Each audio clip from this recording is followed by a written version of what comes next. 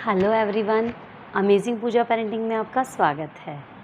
और आज हम एक बहुत ही यूनिक और बहुत ही प्यारे से टॉपिक पर बात करेंगे जिसकी चिंता हर एक पेरेंट को रहती है। अपने थंबनेल में तो देख ही लिया होगा मेरा टॉपिक कि आज हम बात करेंगे कि टीन एज जो बच्चे होते हैं, स्पेशली बेटे, उनकी अगर गर्लफ्रेंड हो तो हमें कैसे डील करना चाहिए। और ये सबके साथ बहुत प्रॉब्लम वाले सीन रहता है। तो आज मैं आपसे 9 पॉइंट्स पर बात करूंगी और सारे ही पॉइंट्स बहुत इम्पॉर्टेंट हैं और ये कि प्रैक्टिकली अप्लाई किया हुआ फार्मूला है जिसकी कि मैंने वीडियो बनाकर आपसे बात कर रही हूँ। आपसे बस एक रिक्वेस्ट है कि इसे आप पूरा देखें। इसलिए अगर आप इस प्रॉब्लम को डील कर रहे हैं और आप परेशान हैं तो प्लीज़ ये वीडियो ज़रूर देखें और अंत तक देखें। फिर निर्णय आप अपने हिसाब से लेके आपको करना है कि नहीं करना है। चलिए देर नहीं करते हैं। सबसे पहली बात तो ये है कि जब आपको पता चले आपके बेटे की गर्लफ्रेंड है, और मैं आपको बता दूं कि मैं टीनेज बच्चों की बात कर रही हूँ, मतलब 12, 13, 15 के जो बच्चे होते हैं टिल 19, 20 तक के, बस उतनी सी एज ग्रुप की बात कर रही हूँ, उससे बड़े बच्चों की बात नहीं कर रही हूँ। और अगर उससे बड़ों की भी अगर ये वाली चीज़ अप्लाई होती है तो वो आप देख लीजिएगा। बट मैं उस टॉपिक पर बात कर रही हूँ जब पेरेंट्स को बहुत कम उम्र में पता चलता है कि उनकी बेटी की गर्लफ्रेंड है और वो बहुत शॉक्ड हो जाते हैं। हमें सबसे पहले इस सिचुएशन को एक्सेप्ट करना है। आपको लग रहा है कि अरे ये तो बिल्कुल ही इम्पॉसिबल बात कर दी आपने पहली बार ही। नहीं, ऐसा नहीं है। एक्सेप्ट करने से मतलब है कि आपको बेटा तो आकर बताएगा नहीं इतनी कम उम्र में कि मम्मी ये मेरी गर्लफ्रेंड है। ऑब्वियसली जब भी आपको कंफर्म कहीं होता है, मान लो आप उसका फ़ोन चेक करते हैं या उससे बात करते सुन लेते हैं या उसको कोई लेटर मिल जाता है या किसी कहीं आप उसको देख लेते हैं किसी कैफ़े में, मतलब इन्हीं सोर्सेज से आपको फ़र्स्ट टाइम पता चलेगा कि उसकी गर्लफ्रेंड है। ठीक है, तो उसके लिए सबसे पहले आपको एक्सेप्ट करना है कि उसकी उम्र है, हार्मोनल चेंजेस हो रहे हैं। इस वक्त ये अपोजिट सेक्स को लेकर जो अफेक्शन होता है, जो अट्रैक्शन होता है, वो होता है, नेचुरल है ये चीज़। तो सबसे पहले तो उसे एक्सेप्ट करें तो आप ओवर रिएक्ट नहीं करेंगे, आप मानेंगे कि हाँ। और आपको ये भी स्वीकार करना पड़ेगा कि आपके साथ भी हुआ था जब आप इस एज में थे, और आपकी जब एज आई थी तो आपके साथ भी ये सब चीज़ें होती थी। ये अलग बात है कि उस वक्त इतना ओपन माहौल नहीं था कि आप कहीं बाहर उसको ले जा सकते, घूम सकते, बैठ सकते, लेकिन मन में तो फीलिंग्स थी ना आपके लिए। बस अब थोड़ा सा गैप तो आएगा, जनरेशन गैप, कि उस वक्त आपके मन में था, अभी वो थोड़ा सा बाहर आ गई है, वो चीज़ आजकल ओपन हो गया है, तो उस चीज़ को स्वीकार करें। दूसरा पॉइंट आता है कि जब आपको पता चल गया है कि वो किसी को लेके पर्सनली अटैच है, तो आपको उसे डिस्क्लोज़ करना नहीं है, डांटना नहीं, लड़ना नहीं, कुछ नहीं करना, आपको नॉर्मल रहना है। बस उस पर थोड़ा सा ध्यान रखना है, इस तरह से नहीं कि उसको लगे कि आप उसकी जासूसी कर रहे हैं। हिडन में बस थोड़ा सा ऑब्ज़र्व करते रहना है उसके बिहेवियर को, उसकी एक्टिविटीज़ को, उसी चीज़ की चल क्या रहा है। पॉइंट आता है कि अगर वो खुद आके आपसे बात करता है कि ये मेरी फ्रेंड है या जो भी गर्लफ्रेंड के लिए बात करता है तो अलग बात है। अगर नहीं करता है तो आपको सारी बात पता करके ये नहीं कि आप उससे जाकर बात करने लग जाएं। अगर वो लड़की सही है या नहीं है, कुछ भी ऐसा है, तब भी आप खुद जाकर ना बोलें मुझे पता है तेरी तो गर्लफ्रेंड है, मैं तो सब जानती हूँ या जानता हूँ, ये सब करने की कोई ज़रूरत नहीं, तुम्हारी एज नहीं है, तुम्हारी पढ़ने की एज है, ये सब करने की कोई ज़रूरत नहीं है। फोर्थ पॉइंट आता है कि आप ऑब्वियसली पेरेंट्स हैं, परेशान तो होंगे ही, अंदर से बिल्कुल टेंशन हो जाएगी कि इतनी सी उम्र में, पढ़ने की उम्र में बच्चा क्या गलत रास्ता पकड़ रहा है। लेकिन आपको थोड़ा सा धैर्य रखना है क्योंकि आप एक टीनेज बच्चे को हैंडल कर रहे हैं। तो अगर आपको सच में सिचुएशन सही रखनी है, अपने हाथ में रखनी है, और आप चाहते हैं कि बच्चे आपकी बात सुने, तो आपको ये करना ही पड़ेगा जो मैं आपको बता रही हूँ। तो जो फोर्थ पॉइंट आता है वो ये है कि आप इनडायरेक्टली उससे बात करें, अपने एक्सपीरियंसेस शेयर करें उसके साथ में। जनरली ऐसे नहीं कि आप अभी तक तो आपने उससे बात नहीं की है और अचानक एक दिन आप उससे बात करने लग जाएं कि नहीं ऐसा होता है, मेरे साथ भी होता था, क्या पता। तो वो उसको भी पता है, इतना दिमाग बच्चों में होता है। पहले आप उसे नॉर्मली, अगर आपके बीच में कन्वर्सेशन होता है तो आप डायरेक्टली इस टॉपिक पर आ सकते हैं। अगर नहीं होता है तो पहले कुछ दिन, एक वीक आप जनरल उसके साथ एक अच्छी बॉन्डिंग बनाएं, नॉर्मल बात करें, फ्रेंडली, जिस तरह से नॉर्मल बात, जैसे कैसी पढ़ाई चल रही, क्या है और क्या खाओगे आप, या कुछ भी इस तरह की बातें। तब आप 1 वीक लेटर आप स्टॉप पॉइंट पर आते हैं। ओके, तो पॉइंट पर क्या आना है कि आप उससे शेयर करेंगे जनरल बात जैसे अपन करते हैं उसी तरह से, कि किसी का एग्ज़ाम्पल भी आप दे सकते हैं कि वो वाली आंटी बता रही थी उनकी बेटी की ऐसी थी, बेटा देखो अब उनको भी गुस्सा आया, सब कुछ उन्होंने ऐसे किया, ऐसे नहीं करना चाहिए, आंटी को उस तरह से गुस्सा नहीं करना चाहिए था अंकल को, लेकिन बेटे को भी थोड़ा देखना चाहिए था, चलो कोई बात नहीं उसका है, अपने घर में तो ऐसा कोई माहौल नहीं है। इस तरह से बात कर सकते हैं।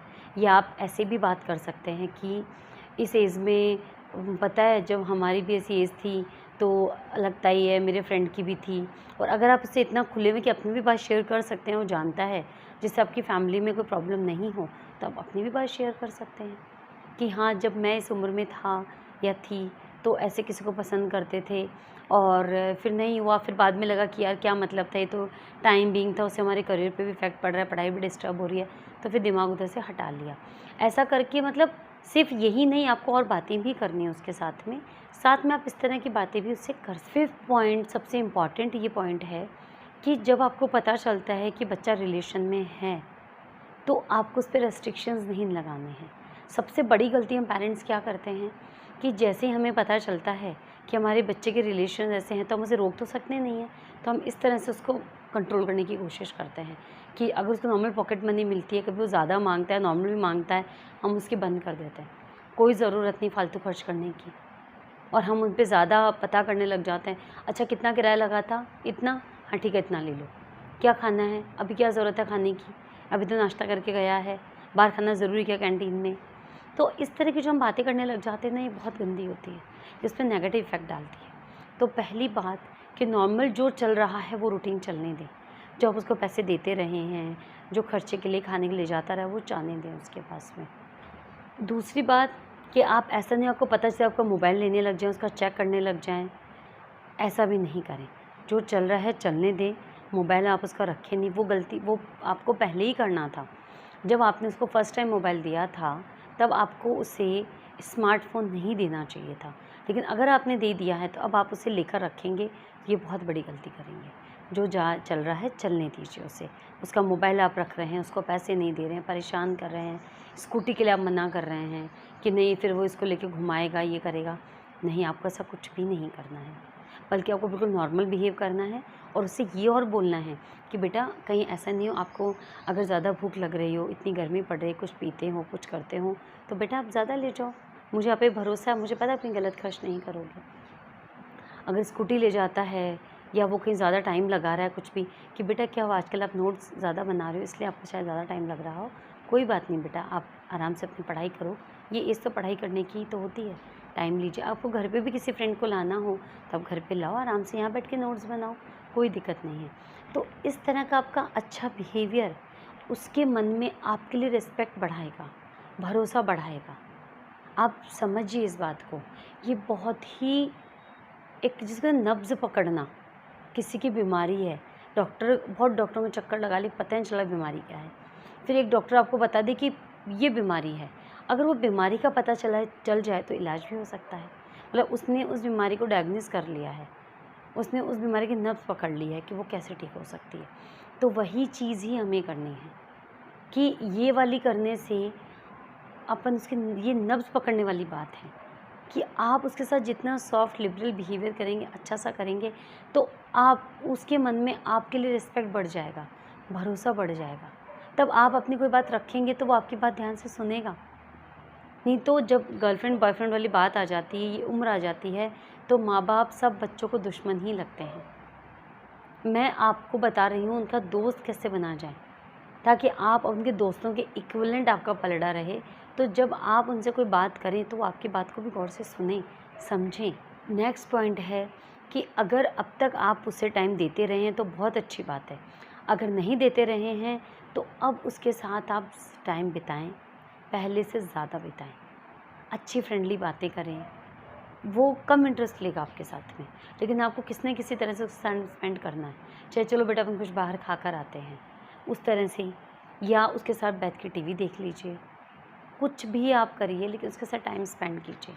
और अगर बात करना है तो आप बात करिए उसके साथ में, इतना टाइम है कि वो बात करता है और आपका ऐसा रहा है कोई रूटीन, तो आप उसके साथ ज़्यादा टाइम स्पेंड कीजिए। नेक्स्ट पॉइंट है जो पहले पॉइंट से कनेक्टेड है कि जब आप उससे बात करें तो उसे फ़ील करवाएं कि आप उसके लिए हैं, उसके दुख दर्द के लिए हैं, उसके फ्रेंड जैसे हैं, ताकि वो थोड़ा सा खुले कि मुझे कभी तकलीफ़ होगी तो ये मेरे लिए हैं, मेरे मम्मी पापा, कोई भी एक या दोनों, जैसे भी हैं आप, अपनी बॉन्डिंग है।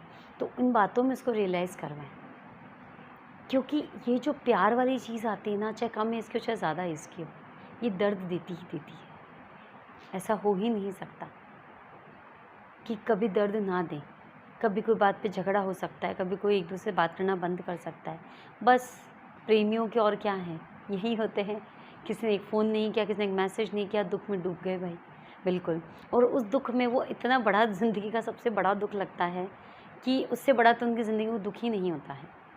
अगर उस वक़्त आप उनके लिए खड़े रहेंगे और उनको लगेगा कि मम्मी पापा पे मैं भरोसा कर सकता हूँ, दोनों पे या किसी एक पे, तो वो अपना दर्द ज़रूर आपसे शेयर करेगा। और अगर नहीं करता है, क्योंकि इतना आसान नहीं है अपने प्रेम की बातें अपने मम्मी पापा के साथ करना, एक शर्म भी होती है, झिझक भी होती है, एक डर भी होता है, बहुत कुछ होता है। तो अगर वो कभी बहुत ज़्यादा परेशान लगे, अकेला बैठा, आप जाओ उसके पास में, उसको गले लगाओ, उसको बोलो, उससे बात करो। वो बोलेगा आपसे मैं बहुत परेशान हूँ, आप जाओ यहाँ से। बोलो हाँ बेटा कोई बात नहीं, मुझे पता है बहुत परेशान हो। फिर भी आप उसको हग करना, उसके लिए पानी लेके जाओ, शरबत लेके जाओ, जैसा भी, अगर गर्मी का माहौल है कुछ भी ऐसा है तो। और उसको आपको लगे कि सच में अति है, बच्चा बहुत ज़्यादा परेशान हो रहा है, हो सकता है वो रोने भी लग जाए। कई बच्चे इमोशनल तो रोने भी लग जाते हैं।